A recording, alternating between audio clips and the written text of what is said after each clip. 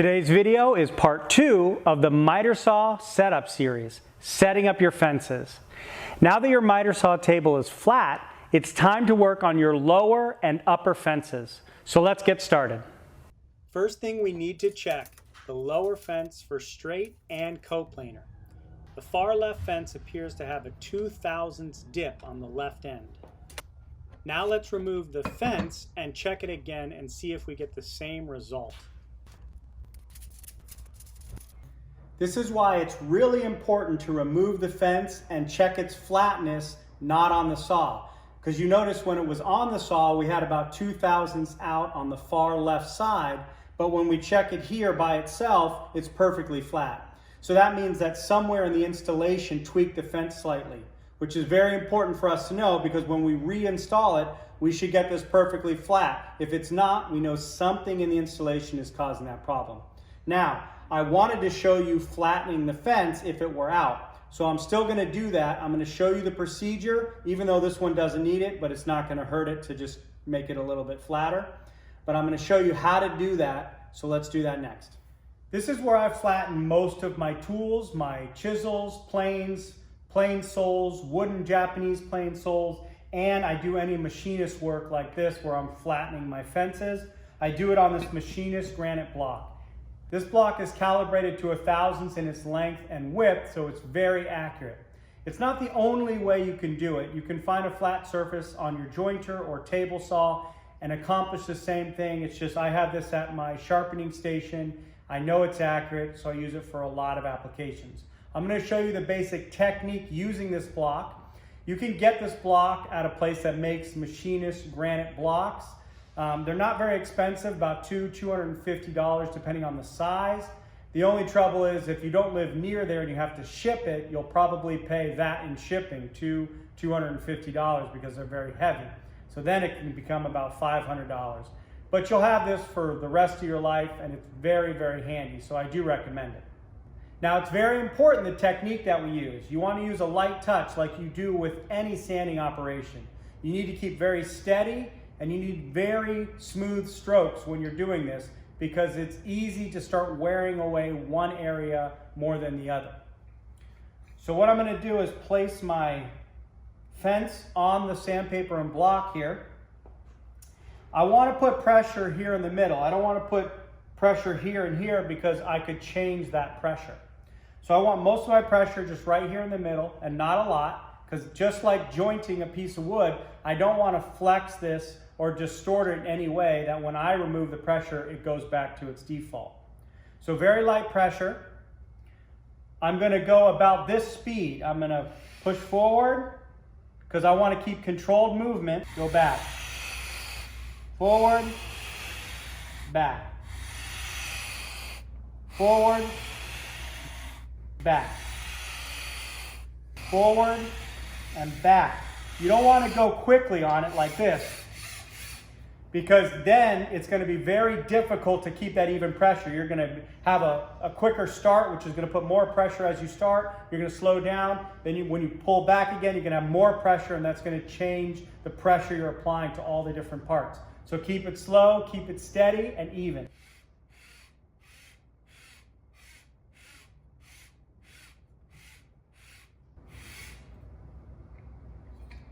And here you can see we're removing material, so it's working. Here's an example if you're using another reference surface.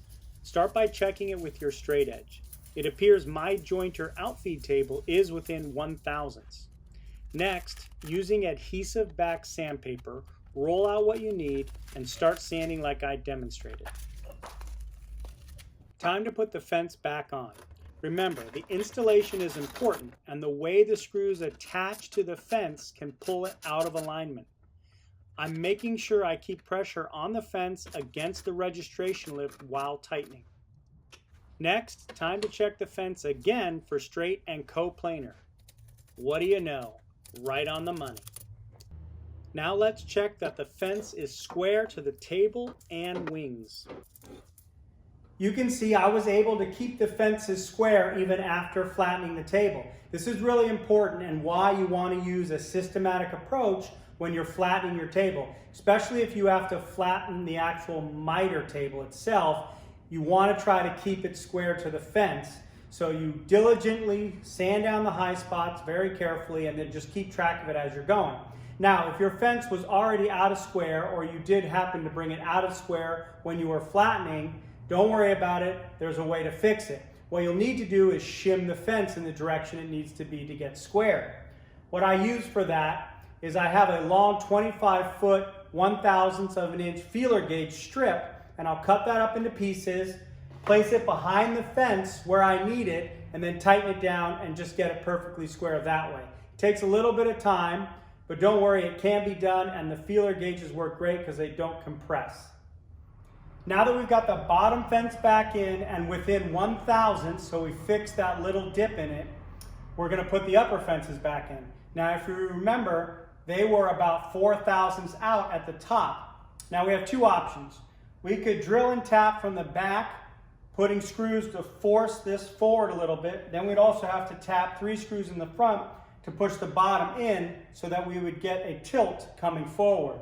Now that's a lot of work, and then you'd have to adjust those every time. So there's a much easier way, and it gives us the added advantage of having more support on our cut piece.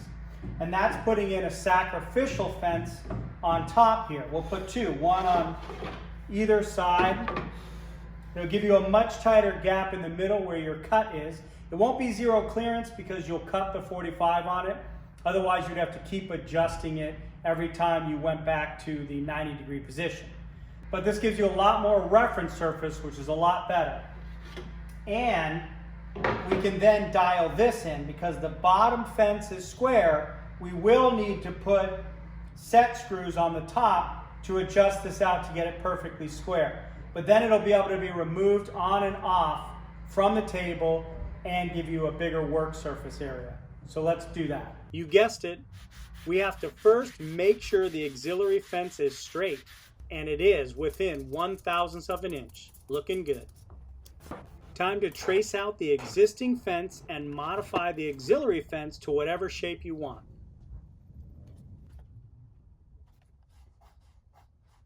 Next, cut out the shape on the bandsaw or a jigsaw, and if you're feeling really nostalgic, you can cut it by hand. Now mark the location for the threaded inserts. This is how the auxiliary fence attaches to the existing fence. Next, drill the hole using a Forstner bit from the back, and be careful not to penetrate through the front. Chamfer the hole, then install the insert. Do this on both fences.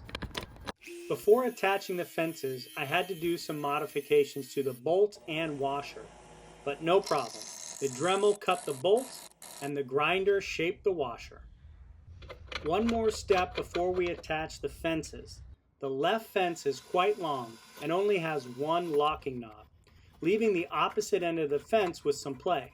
To fix that, I'm going to tap some threads and install another locking knob. Okay, fences are installed. Let's see what we got. Well, you can see a big gap at the top, and this certainly won't do.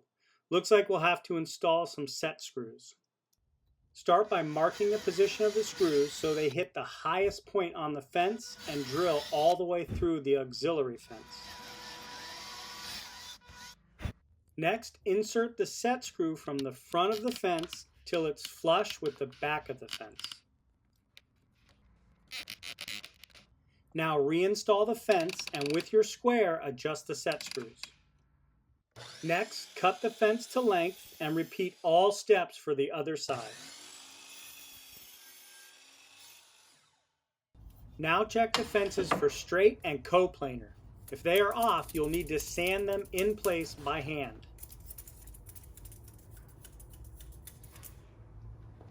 Next is the square test.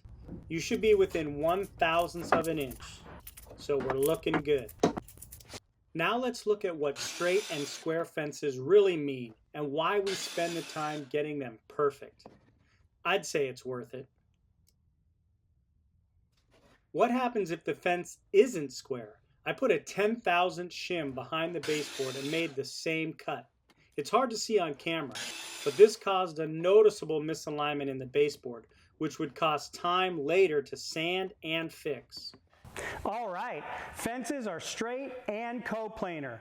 Plus, we added this auxiliary fence, which gives more support to the workpiece, better registration, and squares up the upper fences. You saw how important square fences are, so make sure you check them frequently to ensure the highest quality. Next video, we'll be squaring up the horizontal and vertical cuts, plus setting the detent plate. Thanks for watching. Let's get these saws tuned up and working like they should. Hit those like and subscribe buttons, and I'll see you next time.